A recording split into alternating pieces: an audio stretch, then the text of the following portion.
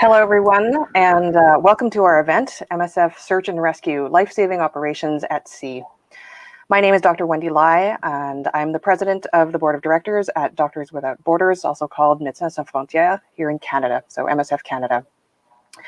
I'm joined today by Carol Devine, who's the Humanitarian Affairs Advisor for MSF Canada, Stephan Oberreit, Head of Mission for MSF Greece and the North Balkans, and Barbara Deck, who is the MSF Field Coordinator aboard Sea-Watch 4, to talk more about the situation on the Mediterranean Sea and MSF's work to provide emergency medical care to those who need it most. MSF is an international Nobel Prize-winning medical humanitarian organization. We provide emergency medical care to people affected by disaster, conflicts, epidemics, and those excluded from healthcare. Our search and rescue operations on the Mediterranean are one part of a broader response to provide dignified medical care to people on the move in this part of the world. MSF's teams witness critical gaps created or worsened by harmful European policies that restrict people's ability to access life-saving medical care or that keep them trapped in dangerous situations. In recent months, Malta and Italy have been ignoring calls and delaying rescues in areas of the Mediterranean Sea that fall under their responsibility. Legitimate maritime procedures are also being manipulated and abused by Italian authorities to prevent rescue ships from saving lives on the Mediterranean. On September 20th, Sea-Watch 4 was the 5th NGO ship to be immobilized by Italian port authorities in less than 5 months.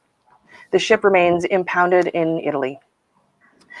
A report by Alarm Phone, a hotline for refugees in distress in the Mediterranean Sea, has reported that almost 200 people died in the month of September alone due to the absence of search and rescue capacity. And in Greece, nearly 12,000 men, women, and children were forced to evacuate Moria refugee camp on the island of Lesbos after a fire tore through the camp on the night of September 8th. While the fire is not believed to have caused any deaths, the camp was almost completely burned down, and its inhabitants were forced to live in the streets with no food, no water, few if any belongings, and nowhere to stay. So welcome to those of you who are joining us now. We're speaking today about the situation in the Mediterranean Sea and MSF's work to provide emergency medical care to those who need it most. So as I said, my name is Dr. Wendy Lai. I'm the president of the board of directors of MSF Canada. I'm joined by Carol Devine, Humanitarian Affairs Advisor for MSF Canada. She co-leads a project on climate, environment, and health for MSF. Stephan Oberreit is Head of Mission for MSF Greece and North Balkans, and he's currently the Head of Mission there in Greece. And as well, Barbara Deck, MSF Field Coordinator aboard Sea-Watch 4. Normally, she's based here in Toronto at the Hospital for Sick Children as a pediatric intensive care nurse. So I want to dive right into this conversation. I think there's a lot of very interesting things to talk about today. And of course, we can speak more generally about MSF as that comes up. So let's start with the first question, and that's for you, Carol. Can you tell us some more about why so many people are on the move in the region in the Mediterranean? Thanks, Wendy, and thanks everyone for joining. We know that 10 people at least a week are dying, fleeing in this region. And we know that people for time immemorial have fled, including on this, have tried to seek safety on the sea. And it's a right, and it's also an obligation to rescue people who are in need. But the big question, I want to start with a little provocative question that a colleague, Pierre-Eric Vauchamp, a doctor on sea rescue, asked. He said, does it really matter? He had met a couple from Côte d'Ivoire with their 4 small children. And, Côte d'Ivoire is one of the places that people are fleeing from, arriving either in Greece or in Libya or Malta. And just to say that the father survived, the mother, MSF tried to, help her despite her distress when they were rescued at sea. And all but one child died. And so he asked, does it really matter? They are human. But behind that, we know people are fleeing, some for economic need, as has always happened, but because they're fleeing great conflict and a multi-factor sources. They're fleeing water insecurity, they're fleeing food insecurity, but they're fleeing violent situations in violent countries at war, hospitals bombed, schools bombed. And MSF has met people in refugee camps in Eritrea who meet at sea. It means they are desperate to put themselves at that kind of risk. It means that they're willing to gamble their lives and their children's lives. So, the reasons are really multifold, but it points to, a grave need to seek safety, which every human has the right to do. Thanks, Carol. Barbara, tell us a little bit about where you are right now and what's going on the ship, and what is the current situation? Thanks, Wendy. So as you said, currently Sea-Watch 4 is detained in northern Sicily. We arrived here at the beginning of September, having left Spain for our first voyage on Sea-Watch 4 August 15th. Over the course of, within 48 hours, we had done 3 rescues. Subsequently, after that, we did another rescue a few days later. So we rescued 354 people, many of whom had been stuck in rubber boats without water, without food for several days, some quite terrible weather, one of the rescues that we had to do. And many, while we rescued, were requiring emergency fuel showers and in quite terrible state, actually.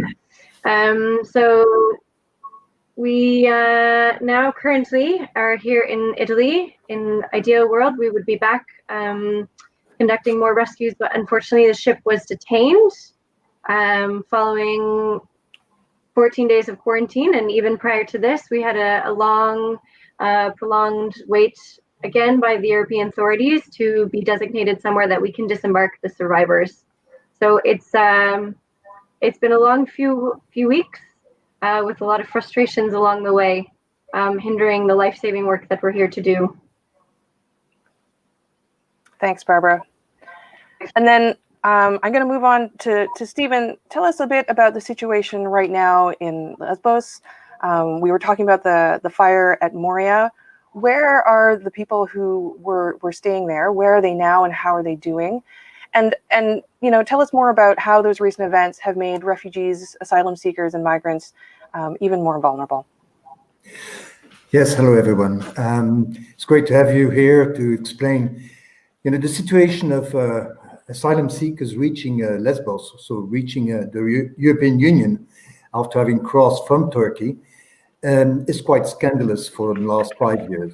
We have now a very clear containment policy being developed by the EU in relation with what we call the EU-Turkey deal, basically trying to stop the flow of arrival of people seeking safety and in the European Union. So basically they arrive in Lesbos, or the other 4 islands close to Turkey, and they're put in camps that is just a scandal when you look at where they are in the European Union. There were in Moria up to 20,000 people at the beginning of the year, when it was a camp that was for less than 3,000 people. So you could see the promiscuity, people living on top of each other. There was 50 people for 1 toilet. So imagine 10 families of 5, father, mother, and 3 children, and 10 of those families using the same toilet.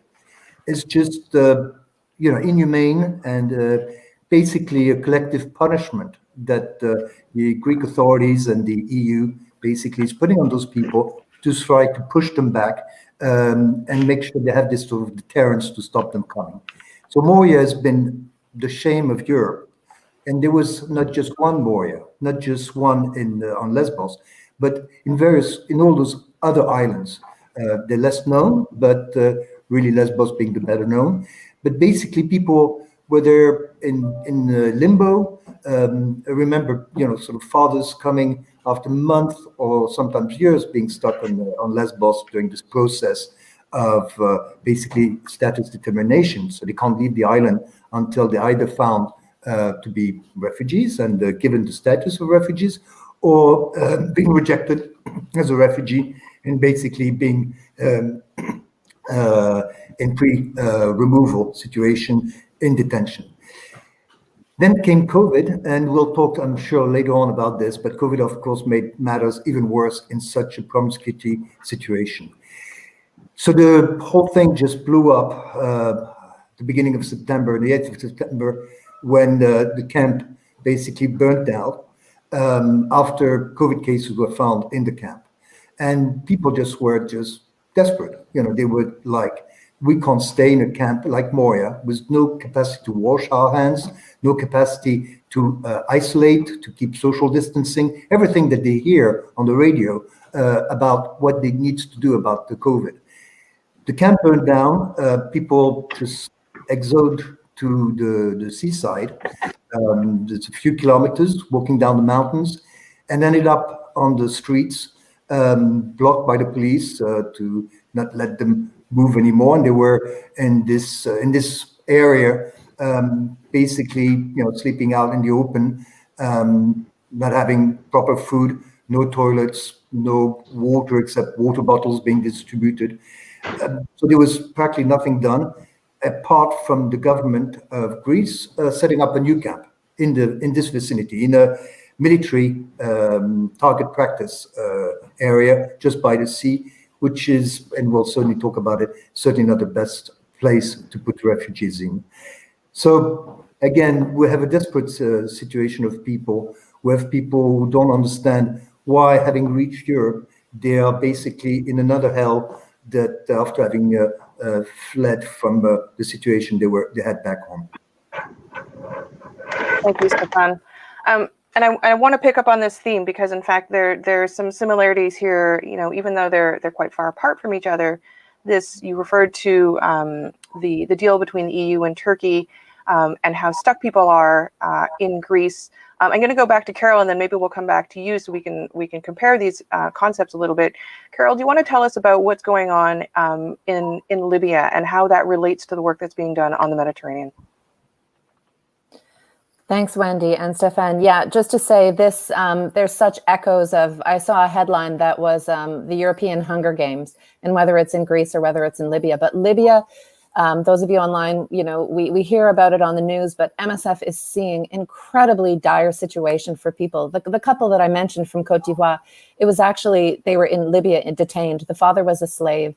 The mother was raped in front of her children. Like stories we just have to face. But Libya is one of these places. Stephan mentioned containment. We're seeing increasing containment policies of human beings and some of the most vulnerable people on earth. And again, COVID is a false reason for increasing the containment. In fact, public health responses work when everyone is part of it and people are not excluded. But Libya has a dire situation where these people, it's one of the places people end up in Libya trying to get to Europe. And so MSF is on the sea. There's a Libyan Coast Guard, but they have shot at people trying to flee, and they're being returned to Libya, to the camps. And MSF is just calling for, we don't call for open borders. We don't get into details on border policy, but what we will fight for is the right to asylum, safe passage, dignified passage, and not refouling, not returning people to places where they will be killed or suffer inordinately. Thanks, Carol. Stephan, did you want to pick up on that in terms of the parallels that you're seeing on your side of the Mediterranean?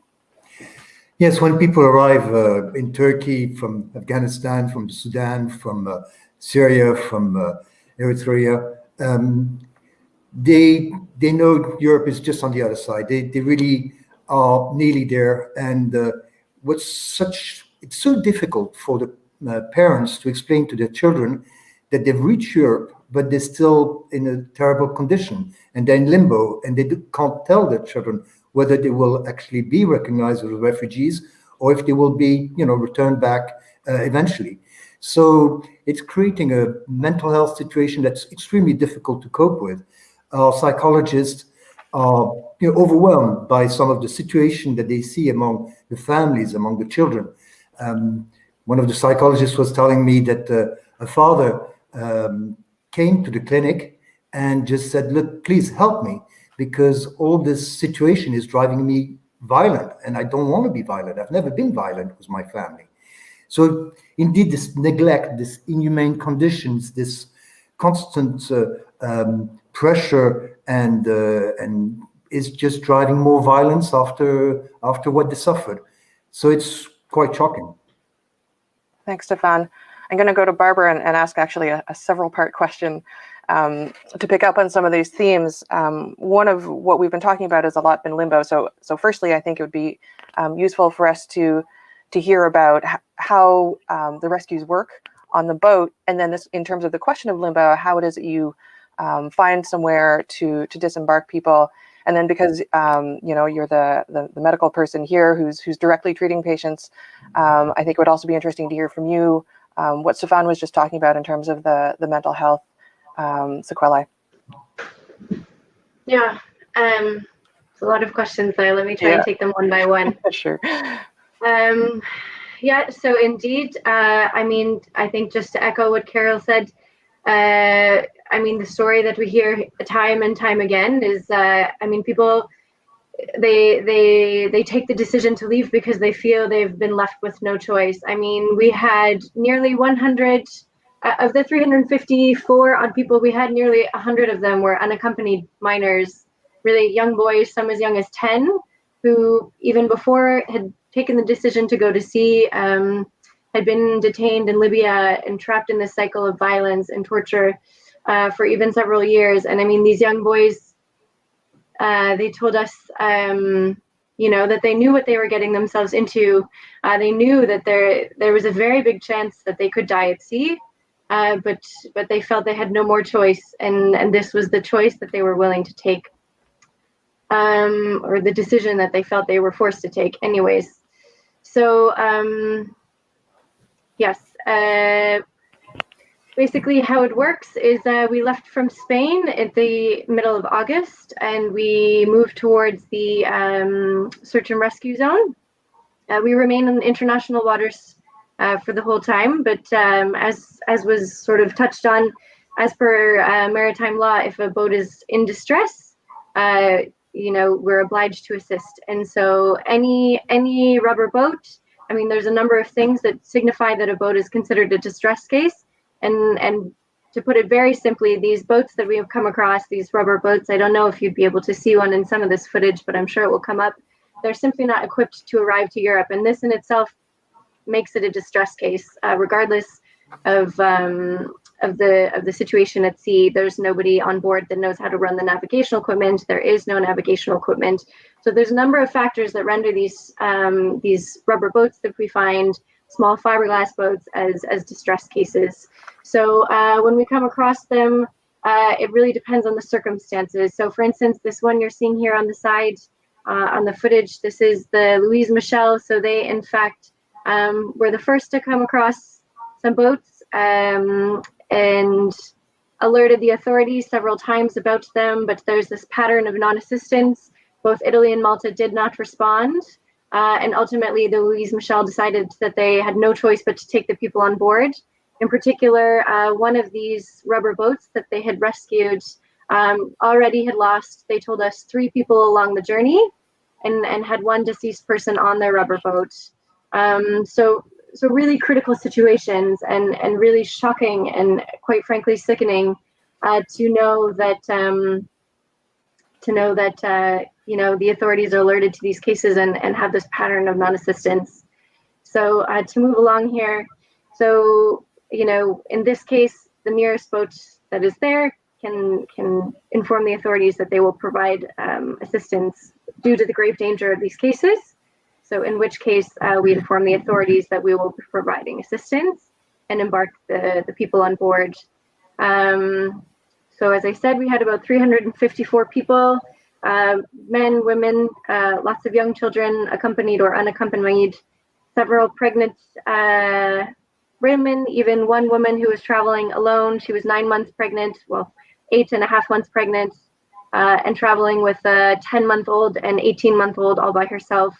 So people in incredibly desperate situations that we met along the way and heard their stories. And I mean, we touched a little bit on the violence that they see in their countries of origin or where they're coming from. And we conducted, I think, over 550 consultations in the clinic here behind me, treating many wounds of injuries that came along the way. So fuel burns, injuries, crushing injuries, these sorts of things that are sustained on this journey. But also, I mean, a lot of what we're seeing, the scars and the injuries that we see on people's bodies, I mean, it speaks volumes. It speaks for itself. You don't need them to tell you what happened. The trauma and the injuries that we see, whether it's old broken limbs that weren't treated. Here in this picture, you can see we're doing emergency fuel showers. So this is treating fuel burns sustained along the journey.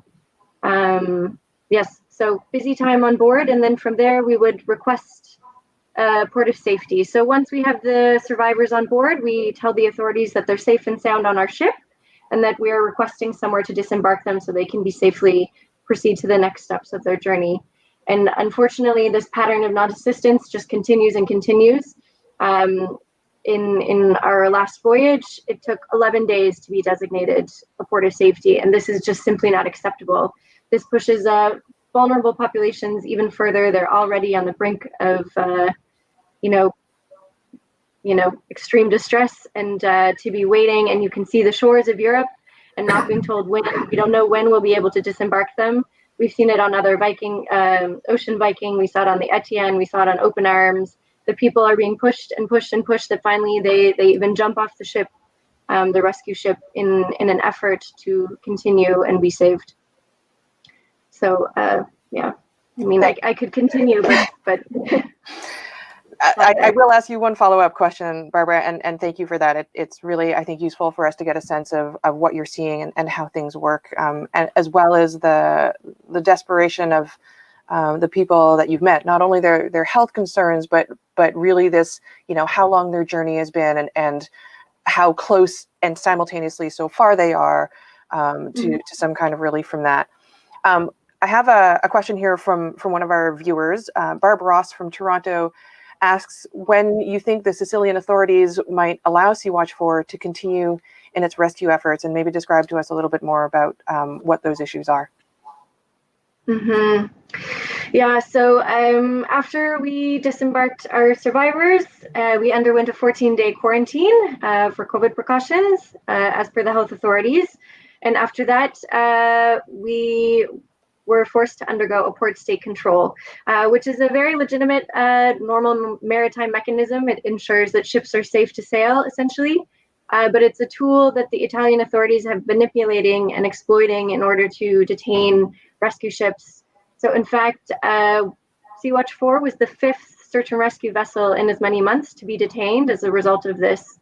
And subsequently, a 6th one, Mare Jonio, has also been detained. So quite honestly, we don't know when we will be able to sail. We hope it's as soon as possible, and every day that's longer has very grave implications. As you mentioned at the beginning, September was the deadliest month in 2020 in terms of sea crossings in the central Mediterranean. So we really don't know. We're working to resolve the issues that were raised, and we're advocating to be allowed to return to our life-saving work. But unfortunately, it's really out of our hands.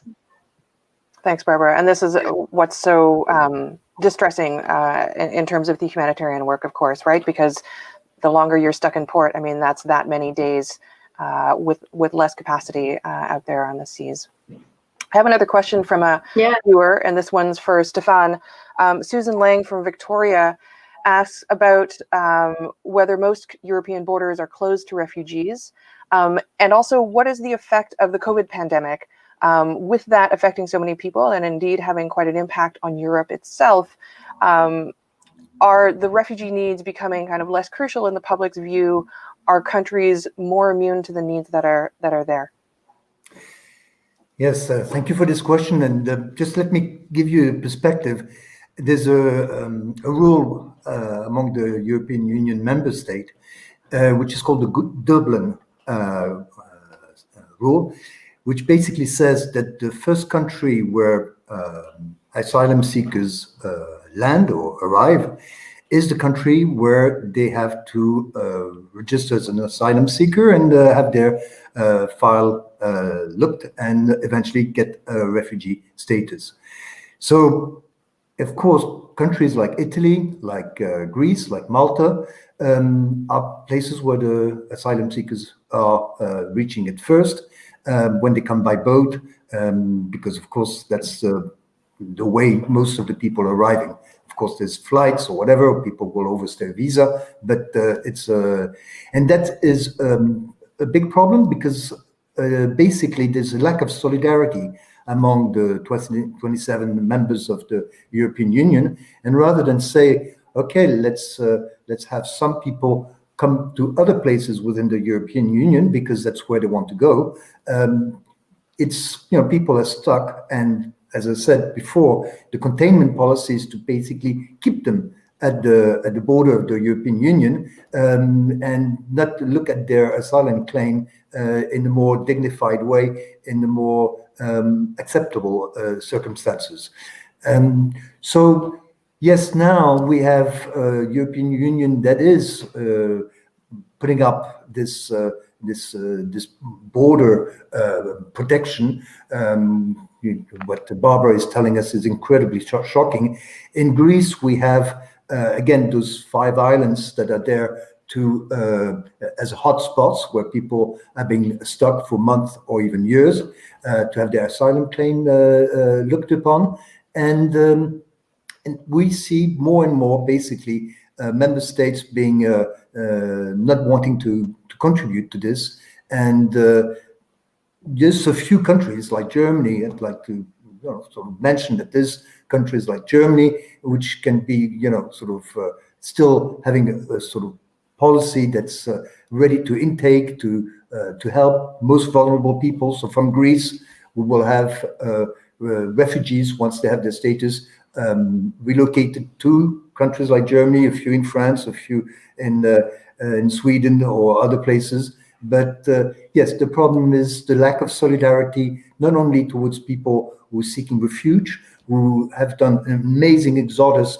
to run away from what Carol was describing earlier on, but we have also a lack of solidarity within Europe, within this issue of making sure that we remain a human, human in our way of treating people who are coming to seek help, to seek safety. So that's quite a big problem today. So, and the last part of your question about how COVID has changed that. I mean, on the one hand, you can think of a global pandemic as perhaps improving this concept of global solidarity and recognizing that all of humanity is facing the same virus. But I mean, really, that's the question. Is it improving that sense of solidarity, or is it actually making those restrictions worse? How has this changed your operation, and how is that actually changing what the prospects are for people moving out of the camps and continuing on? Well, again, COVID, we know so little about it, but one thing we know that it's creating fears and sometimes very much irrational because yes, there's little that we know, but there's ways also to protect ourselves, to protect the communities, and to make sure that attack rate is lower. However difficult this pandemic is to control and to tackle. So yes, it's not helping for sure. It's not helping because de facto we have border being closed for not just migrants but for everybody. Now, of course, the tendency is to sort of maintain the closed borders also for after they're lifted for, I'd say, Europeans or people that are accepted to travel around, but they will be further closed to the migrants. So COVID, in terms of already acceptance of people seeking refuge, is a problem because it's an excuse for saying, we both close our borders, we'll reopen it to business people or to tourists, but we'll still keep it closed for migrants. And then you have not only discriminatory description, but blatant lies for very populist talk by some responsible, some politics, sort of describing migrants being the source themselves of COVID. So this is just sometimes really quite amazing the way it's being manipulated. So that's on the global thing. Then we can go on in terms of operations further if you want, because it's making our lives and our work extremely complicated. Yes, indeed. Stephan, I'll let you do that. Tell us a little bit about how it's changed operations, and then we'll go to Barbara so she can also talk about, what COVID has meant for search and rescue on the boat. Well, of course, our first concern is the safety of our patients and of our medical staff and everybody that will, is under our responsibility at one stage or another.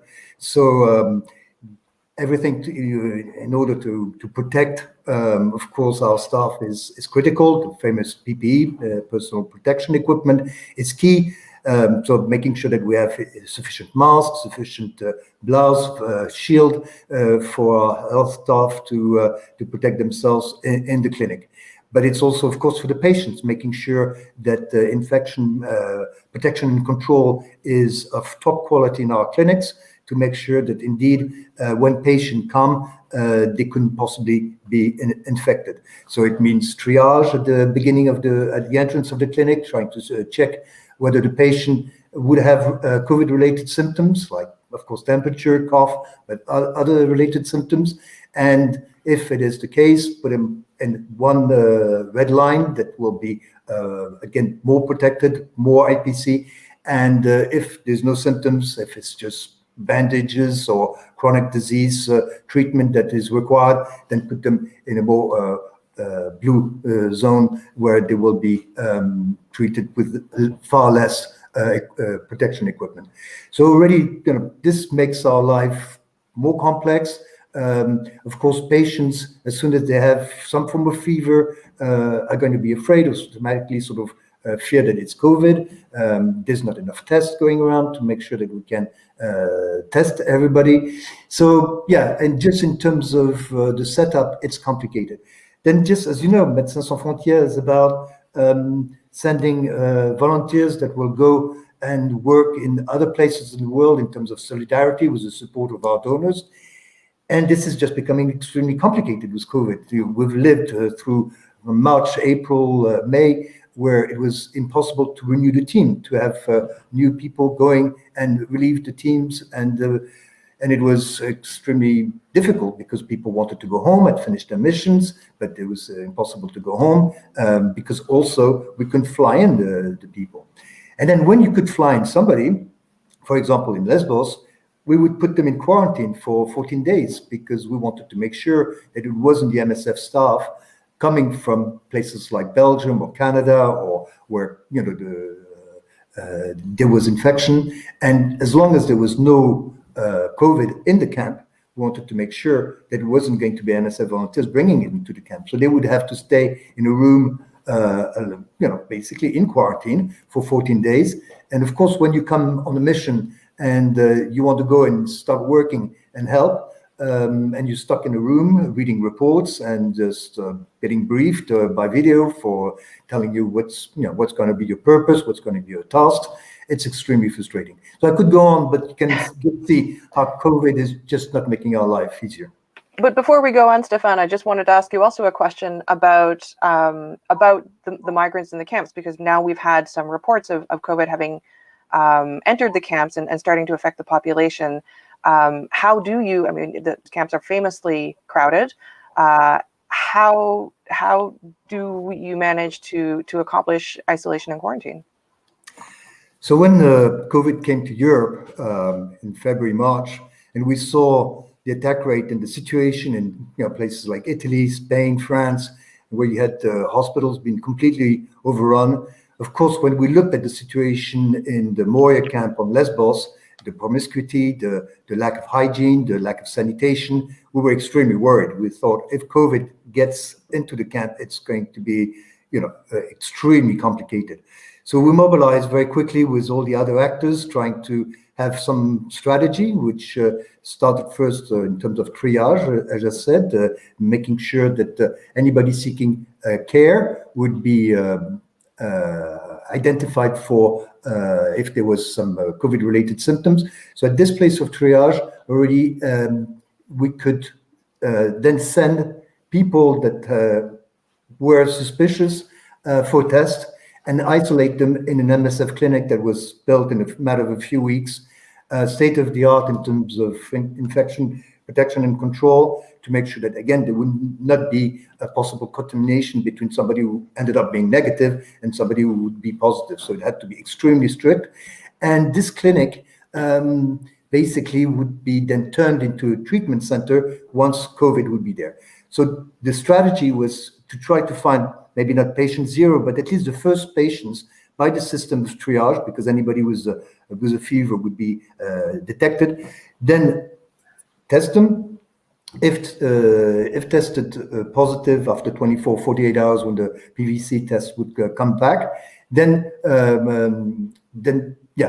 either the person would go on for a negative, and when the first positive case would be then we would, of course, change strategy.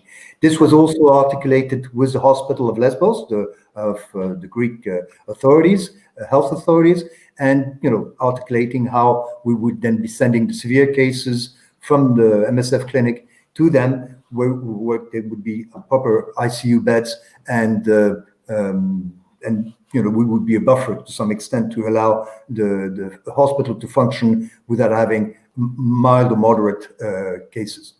The crazy thing, if I may tell the story until the end, is that because of some anti-migrant feelings among some of the leaders or politicians in the island, they decided, this sort of group of politicians, to send the urban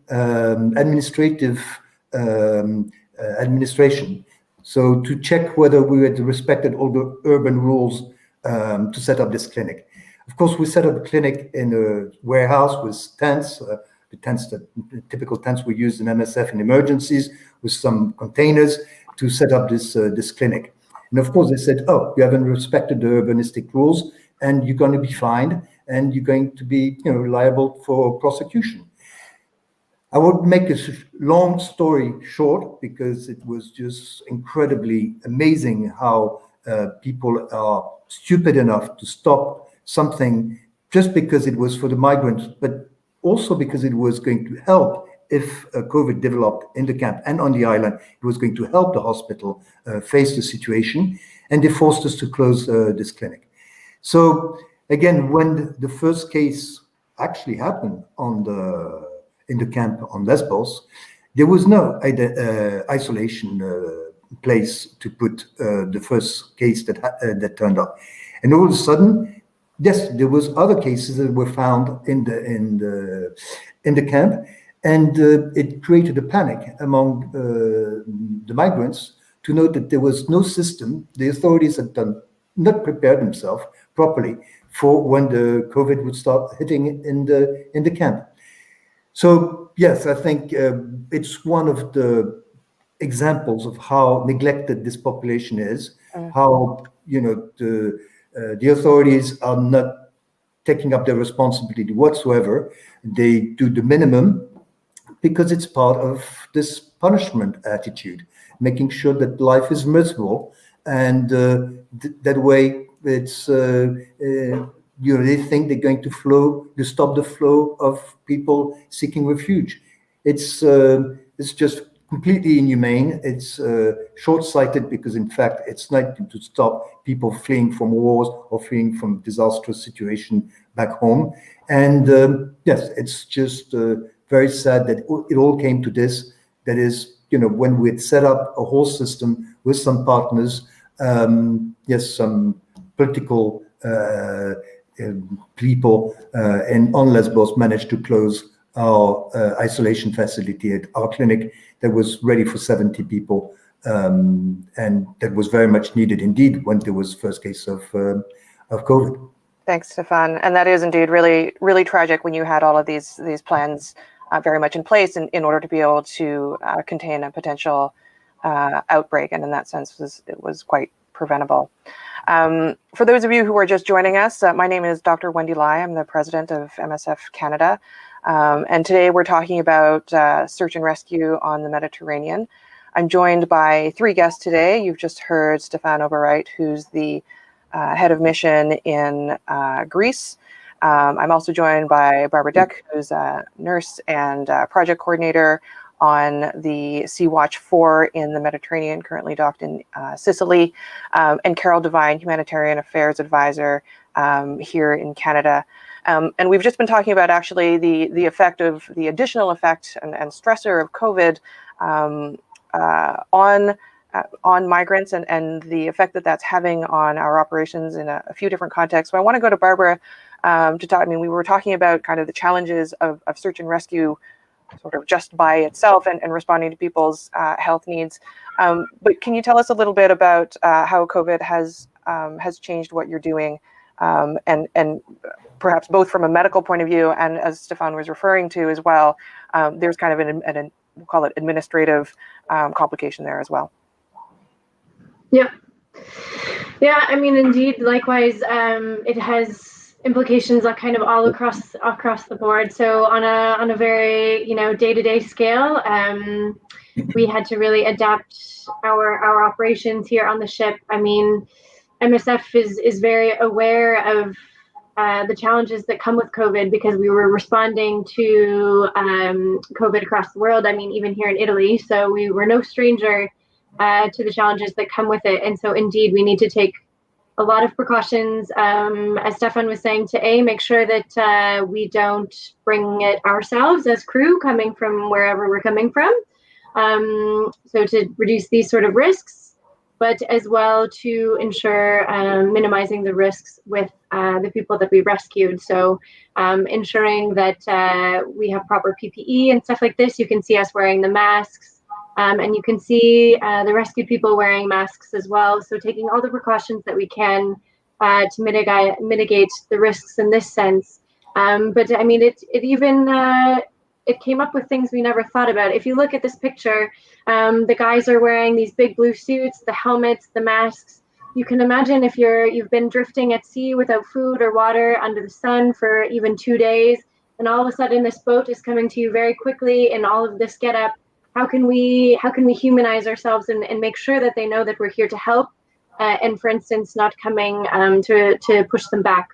So things like this on a very micro scale. And then of course you can imagine we have 354 people on a ship. How can we monitor all of their health status, ensure that that we can, obviously social distancing is a big challenge. So how can we work around this? So this is sort of on the day-to-day scale, but I mean, on the much broader picture, similar to as Stephan was saying, we saw it instrumentalized as sort of an excuse to again exploit a way to implement patterns of non-assistance. I mean, I was on board Ocean Viking, MSF's previous search and rescue vessel, back in February when the pandemic hit, and Italy and Malta leveraged it as an excuse to close their borders, saying that they could no longer be considered a port of safety. So, I mean, it meant that if we were to go to sea, it gave them yet another excuse to refuse us a port of safety. So a lot of things to consider in this sense. Thanks, Barbara. And of course, COVID, obviously it's extremely relevant in terms of healthcare globally today. But it is just one example. As an emerging infectious disease, it is one example of how things are likely to be for global health needs in the future, and potentially, one of many different kinds of drivers for why people are moving in the first place. Another one of those trends is, of course, going to be climate change. And so I wanted to ask Carol, tell us what we understand about climate change, migration, and what that means for people on the move and for humanitarian assistance. Thanks, Wendy. Yeah, it's really a timely question, and the pandemic has magnified how we treat the environment, how we treat each other, is incredibly interrelated. And with just to say, MSF, we're not climate scientists. We're medical humanitarians. You see our colleagues working on the spot with migrants, and we don't want to feed this fear of people moving. I read the stats about where people are coming from, and some of the countries that the people that Barbara is rescuing include Bangladesh. And let's just, MSF has a big project in Bangladesh. Bangladesh is a long way from northern Sicily, where she is right now. But there is that kind of human movement, and they're not doing it lightly. We're talking about a country and many hotspots where MSF works. Again, not as climate scientists, but as humanitarians. Climate change doesn't cause migration, but it exacerbates it with other factors. So back to Bangladesh, this is a country that's a lot of it's going to be under sea rise soon. When the sea rise comes in and floods the crops, the crops are saline, the water's saline. You have extreme weather events. You have concurrent crises, and then you have people moving to cities where they like in Dhaka, people are undergoing incredible pressure to survive. In urban settings where you also have increases in vector-borne diseases like dengue. If you have a storm, then you have risks of cholera. So just to say that the climate crisis is another cascading crisis that governments from Italy to Bangladesh to Canada have to face. And alongside that is going to be movement of people. And that's why we as an international community have to, Stephan used the word solidarity, where a lot of the people are already in, like the host countries. Bangladesh itself hosts many refugees, over 1 million from Myanmar. So we need to show solidarity for those countries that are hosting. And we also have to be reasonable that people are going to move because their islands are flooding, their coasts are eroding, they are displaced after a storm, and then they're displaced again. So climate change is something that, we have to talk about as much as COVID, and we have to keep working towards solutions. And those solutions include ensuring people have access to medicines, ensuring people have safe, legal Thanks, Carol. passage to move. Thinking about the ways in which COVID and climate change are issues that face us globally, it also, I think, really reminds us, if we need reminder, that humanity is there's a need for solidarity, where this is a global project, and we can all be very much affected by all of these things, and for some people several stressors together. And what's different is that, of course, people's vulnerability in the first place. And to me, things like climate change, as well as the COVID pandemic, have really kind of brought home, in almost a literal way, brought home how much it is that we're facing similar challenges. There's been another question from one of our viewers, Tony McCormick in Regina, Saskatchewan, asks, what can Canada do about this issue? So in terms of that kind of bringing it home, what does this mean for us here as a Canadian society? And Carol, I think I'll start with you, and then maybe we'll go around. Thank you, Wendy, and thank you, Tony, and thank you, Tony and others for joining, because you actually being here is incredibly important. This is a told story, but it's also a very untold story. There's a lot going on in the world, but we are connected to this story too. The Canadian government is not directly involved with Sea-Watch, but just to say that we're a country that values humanity. Canada has made its mistakes with respect to migrants and refugees as well, but we are a signatory to the Refugee Convention, are many of the countries in Europe, and have their own regulations. So Canada, we think, from MSF's point of view, given what we're concerned about as medical humanitarians about highly vulnerable people, is we would like the Canadian government to use its moral suasion to urge European countries to not have lethal policies, to really uphold what they must do, and not to, if they're not going to do search and rescue, then not to block someone like MSF from doing it. I think that's really important. And the Canadian government, it purports to be a huge human rights defender, has its own issues, but really can make a difference. So hearing from Canadians who are on this call matters, whether you're talking about it in your community or whether you write to your MP, and what exactly you say. For us, what's important is that they hear from Canadians that this is an issue that matters, it's not going away, and to urge allies around the world and countries to, ensure that people who are on the move are not treated the way they are. Canada is also, I didn't know this until recently, but we have been there was an appeal for, we talked about Libya earlier, there was an appeal to help these incredibly at-risk people in detention centers, help them come to Canada direct. And that's been a really positive thing the government's been doing. We don't know exact numbers, but some 600 people, some of them who were in, just atrocious conditions, have come to Canada direct. And that's been an expedited process. And so Canada can share with other countries how to do it. And also, Canadians, we can ask, keep doing it, because we have, proper refugee resettlement, which is important. This is also proper refugee resettlement, but we need to think out of the box, and we need to have some really great collaboration, because again, there's a lot of people, not just on the Mediterranean Sea, but in South Sudan, in the Manus Islands. So once again, just Canada showing how it's possible. Do not criminalize people. Do not criminalize helpers. Thanks, Carol. Barbara, do you have thoughts on what you think Canada or Canadians should do for what you're seeing?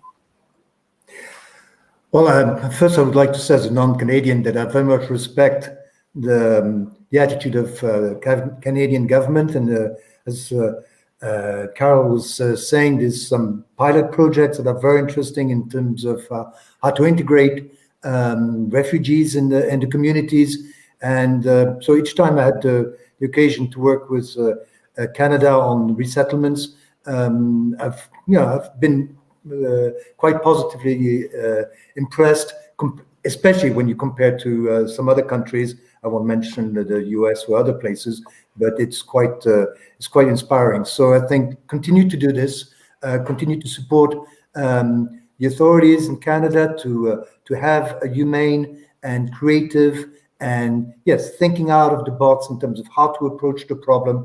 And as Carol was saying, show this road to other governments. There can be a humane policy to migration. There must be one. I mean, what sort of society do we want to live in if we only going to treat people like the plague, or sometimes animals? I mean, I've seen in some of those refugee camps, people treated worse than we would treat animals in our own farms. So it's quite inspiring, and I'd love Canada to continue to show some the way to how to do it, how to approach the issue, and how to have a humane hand for people who are seeking safety and a new life in a decent way. Thanks, Stephan. Barbara, what can Canadians do? What do you think? Yeah, I mean, I think the most important is to keep the conversation going, and to try and share. If you've learned one thing today, share it with someone beside you, share it with someone at lunch, at work tomorrow. I mean, speaking for myself personally, I mean, now that I'm quite immersed in the context here, it's still to this day, I mean, it still amazes me that, I was on the phone, for example, we had a patient that urgent, quite timely. This is the medevac that I was trying to organize. A patient that was critically ill, had critical injuries, with burns all over his back that we needed urgently to evacuate. And it took me 12 hours of going back and forth between the Italian and Maltese authorities, begging for someone to help us to rescue this boy. And so I think, I mean, it takes my breath away to still think about how unwilling Europe is to help. And that's a generalization. I shouldn't say this, but in circumstances that there are policies in place that are, dehumanizing. And so I think the most important thing to do is to try and educate yourself and to share what you've learned. And as Carol said, we can push our MPs to try and put pressure as well. But I mean, even just sharing, social media is very powerful. If you follow things like MSF at Sea's Twitter account, Alarm Phone, there's a lot of information out there that can be shared. And I think it's important to get the word out. Thanks, Barbara. I think those are really important principles in terms of being informed and having a conversation, which is why we're here with you today. So we have a few minutes left. I think I'm going to do one last go around and ask each of you, what you want people to take away from. I mean, because we've touched on a number of different themes here. So fairly briefly, what do you want people to take away from what we've been talking about today in terms of migration and migration policies? Stephan, I'll start with you. Well, I'll go to a piece of work that we do here in Greece and many other countries. Is helping a survivor of torture to recover, or at least to live with what they've gone through, being tortured in their country of origin or on the travel because as we know, it's extremely unsafe, and some of those traffickers can be extremely ruthless. So it's a work that's extremely complex, but having an approach that's both medical, of course, psychological and social, to try to help people live with what they've experienced and help them rebuild their lives. So those are the sort of very crucial things that we must continue to do, better understand how to do them. And yes, that's a sort of journey for survivor of torture, for mothers, children, for people, young people who are trying to escape, having to do the military, for people who just want to go to school, women that want to go to school. It's for all those people that we need to be there. Thanks, Stephan. So what I'm hearing there is that, remembering essentially there is this real continuity between, the place where people leave, the dangers they face on the journey, and the care that they need when they've arrived after often having suffered a torture and a number of traumas. Carol, for you, what do you want people to take away from what we've been talking about today? I think for me, what comes up again and again, and we're seeing it through and hearing it through our conversations with Barbara and Stephan, is our shared humanity in this, and bringing it back to basics. Like, the world is under siege, and we're pretty lucky in Canada. COVID and climate change exposed who's most at stake, and it's displaced people, it's migrants, it's people of color, racialized communities, Indigenous people. So these are people who are fleeing, are in need. I guess a big takeaway for me is how we treat migrants is how we treat ourselves. And just be kind to each other, call out xenophobia when you hear it, and get to know the stories behind people who fled, because they're stories of incredible resilience. Thank you. Thanks, Carol. Indeed, I think for a lot of us, it's about that common humanity. Barbara, last word to you. What do you want people to take away from what we've been talking about today? Yeah, I mean, it basically, as Carol said, I think the most important is to consider the stories behind these people on the move, and the fact that people aren't making these journeys, whether it's across the Central Med or otherwise. To say it's a choice is a strong word, and people feel that they have no other choice, and this is why they're taking the decision, potentially endangering their children, endangering themselves. It's because they feel like they've been left with no choice. And I think it's important to consider that there's policies in place in Europe that are forcing people to make this choice. And so I think, to remember that there's people behind these stories, and also that it's time for the EU to step up and either implement their own search and rescue capacities, or allow search and rescue NGOs like ourselves and the other 6 that are detained to continue our life-saving work. Thanks, Barbara. And indeed, MSF has said this on a number of occasions, which is what we think is really important is policies that don't endanger people. And for as long as they endanger people, we will be there trying to help them, and trying to pull them out of the water, and trying to attend to their needs in some of the camps.